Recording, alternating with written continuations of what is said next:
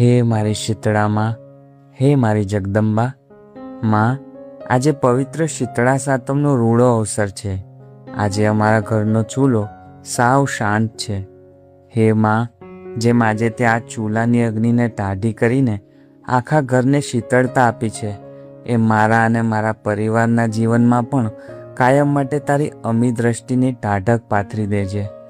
હે જગદંબા, આ સંસારની દોડધામમાં, રોજે રોજની ચિંતાઓમાં અને ક્યારેક આવી જતા અહંકારમાં મારું મન જે અંદરથી બળી રહ્યું છે ને માં, એના પર તારા આશીર્વાદનું પવિત્ર જળ છાંટીને મારી અંદરની બધી જ અગ્નિને કાયમ માટે ટાઢી કરી દેજે.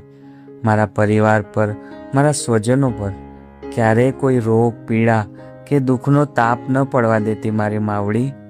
અને હે માં, આજે તારા આશીર્વાદ સાથે મારે તારી પાસે એક બીજી વસ્તુ